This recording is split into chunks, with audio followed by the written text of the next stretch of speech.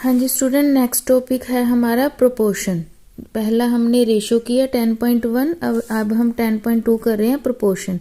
Proportion क्या होता है बेटा? प्रोपोर्शन होता है, जैसे कि फर्स्ट 10.1 किया तो उसमें सिर्फ आपने रेशो डिस्कस की थी। रेशो क्या होता है? जब हम जैसे कि इसको रेशो बोलते हैं ना, जब एक दी होती है हमें 4:100। अब प्रोपोर्शन क्या होता है? A proportion is equality of to ratio.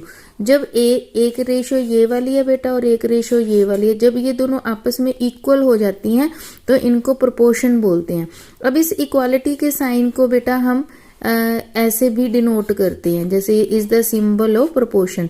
तो अब इक्वालिटी की जगह ये भी वाला जैसे ये वाला सिंबल लिख दिया, ठीक है, और इसको बोलते हैं लिखने में और रीड करने में हम इसको लिखते हैं 4:200।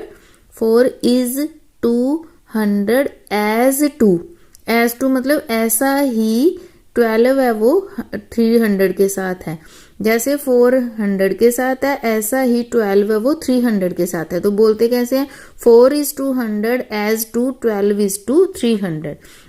इस सिंबल का मतलब इक्वालिटी ही होता है। जब दो रेशो आपस में, यानी 1 रेशो दिस और 1 ratio this one and this one, ये आपस में इक्वल हो जाती हैं तो उसको बोलते हैं बेटा प्रोपोर्शन।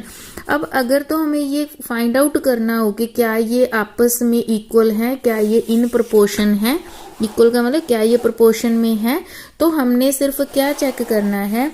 हमने ये चेक करना है, मान लीजिए हमने ABCD नाम दे दिया किसी को भी, ठीक है, जैसे ये 1 है, ये 2 3 4, कोई भी मैथ्स के हमें नंबर दिए होंगे। अगर हमने ये चेक करना है कि ये प्रोपोर्शन में है कि नहीं, तो आपने इन दोनों की मल्टीप्लाई, B और C की मल्टीप्लाई, जो यहाँ बिल्कुल पास पास पड़े होंगे और जो एक्सट्रीम में पड़े होंगे, जो बिल्कुल दूर में पड़े हैं, इन दोनों की मल्टीप्लाई का आंसर, प्रोडक्ट का आंसर, इन दोनों की A और D की प्रोडक्ट के आंसर के अगर बराबर आ जाता है, AD is equal to BC, AD यानी ये दोनों और इनकी जो प्रोडक्ट है वो BC के इक्वल आ जाती है, तो हम ये चेक कर पाते हैं कि इसका मतलब वो पक्का ही क्या होंगी, रेशो आपस में प्रोपोर्शन में होंगी। ठीक है, जैसा कि देखिए हमें मान लीजिए ये कहा गया, हम क्वेश्चन 3rd 5th 6th करते हैं, 4th भी।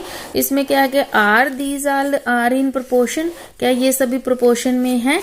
तो हम क्या करते हैं, देखिए बेटा, हम कहेंगे कि इफ 1 2 1 1 2 2 2 आर इन प्रोपोर्शन, अगर ये प्रोपोर्शन में होंगे तो मतलब हम उसको ऐसा लिख सकते हैं। अगर ये प्रोपोर्शन में है तो पक्का ही क्या होगा बेटा, जैसे इसको आप A मान लीजिए, इसको B मान लीजिए, इसको C मान लीजिए, इसको D मान लीजिए। तो हमने कहा था ना कि एक्सट्रीम की प्रोडक्ट, इसका मतलब 1 की प्रोडक्ट 222 के साथ इक्वल होनी चाहिए B और C की, यानी कि 2 की प्रोडक्ट 111 के साथ।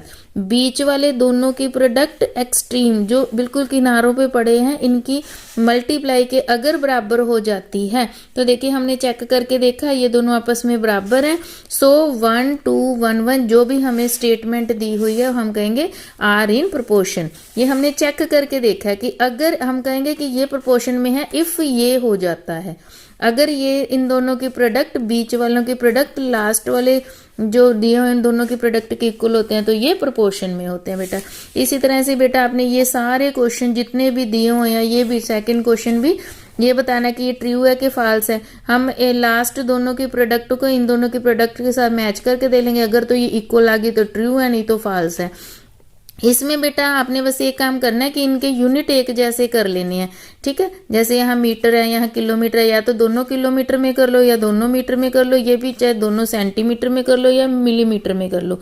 यूनिट एक तरह करके उसके बाद आप सेम वैसे कर सकते हैं। तो इस तरह से ये हमारा 2 3 4 5 6 हो जाएगा क्वेश्चन। इसके जो फर्स्ट 2 क्वेश्चन हैं बेटा, जैसे ये देखिए मल्टीपल चॉइस है, वो कह रहा है कि x 95 51 85 are in proportion. In proportion का मतलब ये आपस में इक्वल है। ये आपस में इक्वल है का क्या मतलब होगा बेटा? इसका मतलब कि मैं आपको करके बता रही हूँ, देखिए कि ये इन प्रोपोर्शन में है, तो इसका मतलब इसकी जो प्रोडक्ट होगी 85 के साथ वो किसके इक्वल होएगी? अगर 95 की प्रोडक्ट कर देते हैं 51 के साथ, क्योंकि ये प्रोपोर्शन में दिए हुए हैं। तो अगर बेटा हमने x की वैल्यू फाइंड करनी है तो हम 85 को क्या करेंगे, इसके नीचे ले जाएंगे। जो प्रोडक्ट में होता है दूसरी इक्वल की दूसरी साइड जाता है ना, तो वो डिवाइड में आ जाता है। अब 51 और 85 बेटा दोनों 17 के टेबल में आते हैं। 17 3 जा 51 एंड 17 5 जा 85। तो हमने 17 के टेबल में कट कर दिया, 5 के टेबल में फिर 95 कट कर दिया, 19 3 जा कितना होता है 57। तो x का आंसर कितना आ गया हमारे पास 57 आ जाएगा। ये वाला भी बेटा सेम है कि अगर 7 a and 63 are in proportion, इसमें बेटा गिवन है, इसमें हमने चेक नहीं करना है, इसमें गिवन है कि ये सारे क्या हैं आपस में प्रोपोर्शन में हैं और हमने ए की वैल्यू फाइंड करनी है।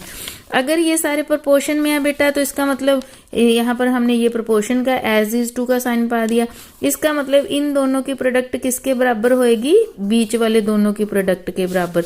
तो हमने इस तरह से लिख दिया कि अगर ये प्रोपोर्शन में है तो ये होगा। तो 63 को हमने लिख लिया 7 क्रॉस 9, 7 9 जा 63। तो हमने देखा यहाँ 7 भी 2 बार आ रहा है और 9 को हमने 3 इंटू 3 लिख लिया।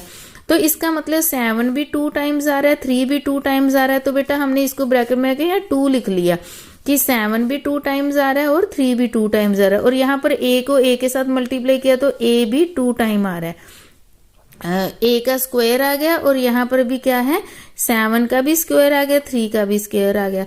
अब इस बेटा 2 के साथ 2 को छोड़ दो तो a की वैल्यू कितनी आ गई 7 क्रॉस 3। तो a इज इक्वल टू कितना आ गया हमारे पास 21। तो इस तरह a की वैल्यू कितनी आ गई बेटा हमारे पास 21। तो इस तरह से आपने 10.2 भी कंप्लीट कर लेनी है।